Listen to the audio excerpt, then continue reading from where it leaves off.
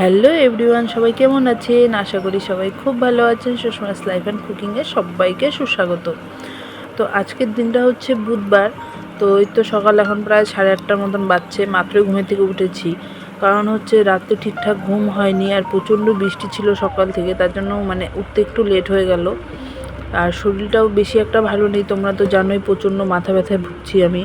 তো দুদিন থেকে মাথা ব্যথাটা কম আছে, কারণ হচ্ছে যে বৃষ্টি হচ্ছে, ওয়েদারটা ঠান্ডা হয়ে গেছে, তো তার জন্য মাথা ব্যথাটা অনেকটাই কম আছে। তো তাই আজকে ভোরবেলার দিক থেকে ঘুমটা বেশ ভালোই হয়েছিল, তার জন্য আজকে উঠতে অনেকটাই লেট হয়ে গেছে। এখন প্রায় 8:15 মতন বাজছে। তো সকালে বিছনাপাতি তুলে সকালে যে সমস্ত কাজ থাকে সেসব করলে রুম থেকে বেরোবো।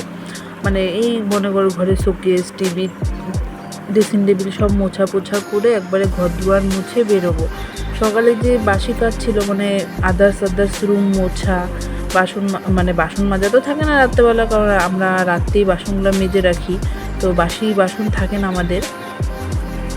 তো সেই কাপড় জামা কাচা আর আদার্স আরও ঘর মোছা, ওগুলো সব পূজাই করে ফেলেছে, কারণ দেখেছি আজকে আমি একটু লেট করে উঠেছি।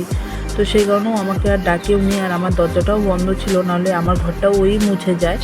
তো আমার দরজাটা বন্ধ ছিল দেখেও মুছতে পারিনি। তো আমি তো এখন ঘরটা মুছে আমার ঘরের যতটুকু কাজ সেই কাজগুলো করে স্নান করে আসবো, কারণ ছেলেটাকেও একটু পড়তে বসাতে হবে।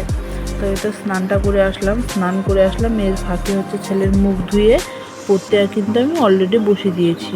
তখন তেল সিঁদুর দিয়ে একটু ছেলেটাকে পড়াবো, পড়িয়ে তারপরে আমার আজকে অনেক কাজ আছে, নিজস্ব শুধু সংসারের কাজ না, নিজস্ব পার্সোনালিও অনেক কাজ আছে। তো ছেলেকে সকালবেলা পড়তে একটু বসিয়ে দিয়েছি, আর সামনেই আছি আমি। তো ভাবলাম ছেলেটাকে 1 ঘন্টা পড়িয়ে তারপরে যাই কাজ করতে। তো ছেলেটাকে পড়তে বসিয়ে তোমাদেরকে দেখাতে আসলাম আজকে আমাদের বাইরের ওয়েদারটা। মঙ্গলবার রাতে কিন্তু প্রচণ্ড পরিমাণে বৃষ্টি হয়েছে আমাদের এখানে রাত্রেবেলা। তো সকালবেলার দিকেও প্রচণ্ড বৃষ্টি হয়েছে। দেখো ওয়েদারটা, এত গরমের থেকে যে একটু রেহাই পাইছি এটাই অনেক। শুনেছিলাম নাকি 9 দিন পর্যন্ত সেই সাংঘাতিক গরম থাকবে, ওই 42-43 ডিগ্রি থাকবে। শুনে তো সবারই মাথায় হাত পড়েছিল। তো যাই হোক, ভগবানের উপরে তো কিছু নেই বলো। তো সায়েন্টিস্ট হোক বা যেই হোক, ভগবানের উপরে কিন্তু কেউ নেই। তো ভগবান চাইলে কিন্তু এক মুহূর্তে সব কিছু বদলে দিতে পারে, তাই না? তো কীভাবে দেখো প্রাকৃতিকটাকে ভগবান বদলে দিয়েছে। যেখানে রোদ্রে খাখা করছিল চারিদিক, গাছপাতাগুলো একদম শুকিয়ে গিয়েছিল, সেখানে দেখো মুষলধারা বৃষ্টি দিয়ে গাছপাতাগুলোকে আবার কীভাবে ভগবান সবুজ করে দিয়েছে। চারিদিকে মানুষকে কতটা রেহাই দিয়েছে বলো। তো ওর জন্যই বলে সব কিছু খারাপ পরিস্থিতি হোক বা ভালো পরিস্থিতি হোক, সবসময় ভগবানের সঙ্গে থাকতে বা ভগবানের নাম নিতে।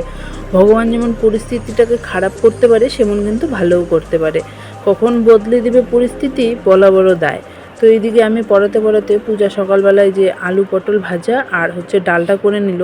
পরে আমি এই যে কাতল মাছের কালিয়াটা করব। তো পূজা বলল, দিদিভাই কাতল মাছটা তুমিই করো। তো এই তো কাতল মাছটার কালিয়াটা আমি বসিয়ে দিয়েছি। তো সকালবেলা তো আমরা ভাত খাই না, শুধু বাচ্চাগুলো খায় আর আমার দেওর খায়, কারণ ও অফিসে যায় বলে। আর আমরা কিন্তু ঘরে সবাই রুটি খাই, বা আমরা সবাই বলতে কি আমি আর পূজাই বেসিক্যালি, কারণ বাপিও থাকে না বাড়িতে, আমার শাশুড়ি মাও সেরকম কিছু খান না। তো আমরা কিন্তু রুটিটাই প্রেফার করি সকালবেলা। কোনো দিন রুটি খাই, কোনো দিন চিড়ার পোলাও খাই, যখন যেটা ইচ্ছে, কিন্তু ভাতটা খাই না, ভাতটা স্কিপ করে দিই।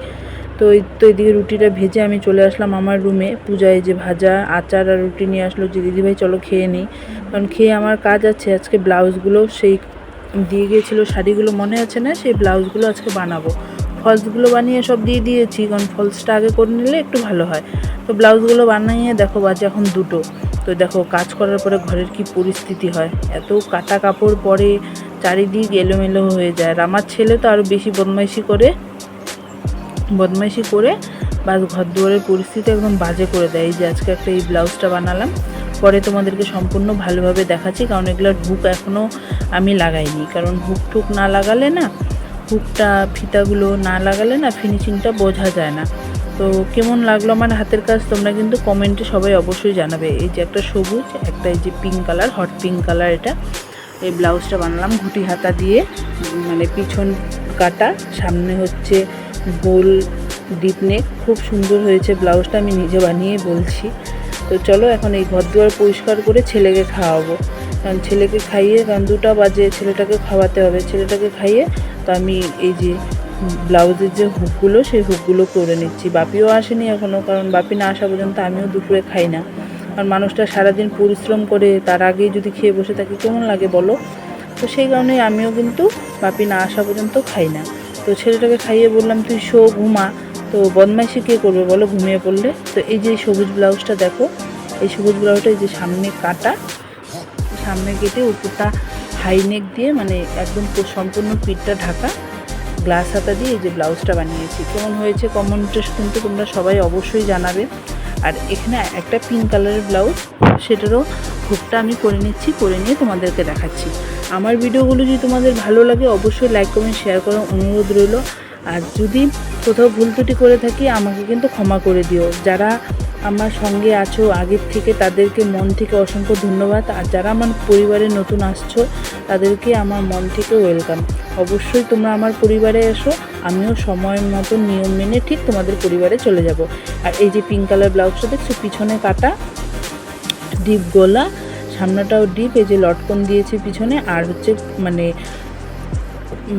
ঘটি হাতা যেটাকে বলে, গ্লাস ঘটি হাতা, সেটা বানিয়েছি। তো দুপুরবেলা খাওয়া দাওয়ার পর মা সন্ধ্যার দিকে আসছে বাড়িতে, কারণ মার একটু দরকার ছিল আমার বাড়িতে।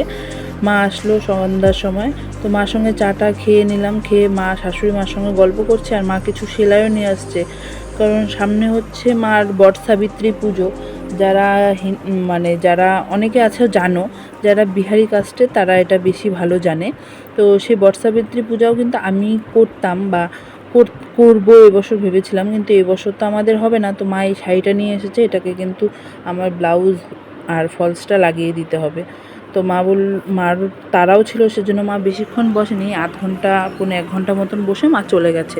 তো তার মাঝখানে যে হ্যাপি এই চাউমিনটা নিয়ে আসলাম, ভাবলাম খেয়ে চলো আরও অনেক ব্লাউজ আছে সেগুলোকে কাটতে হবে। আরও 3টা ব্লাউজ আছে, সেই 3টা ব্লাউজ কেটে তারপরে আবার মারটা ধরতে হবে। তো অনেকগুলো কাজ জমেছে, যে কাজগুলোকে কমপ্লিট করতে হবে। তো আমি আমার কাজটাকে খুব ভালোবাসি। আমি মনে হয় এই কাজটা করলে মানে সংসারের কাজ তো আছেই, তারপরে এই কাজটা আমার কাছে মানে একটা শান্তির জায়গা, নিজের কাজ বলে কথা। যাই হোক, আজ অনেক কথা বললাম, তাহলে আজ তবে আসি। সবাই ভালো থেকো, সুস্থ থেকো, দেখা হবে পরের ভিডিওতে। তাহলে আজ তবে আসি, টাটা বাই বাই, আবার যেন দেখা পাই।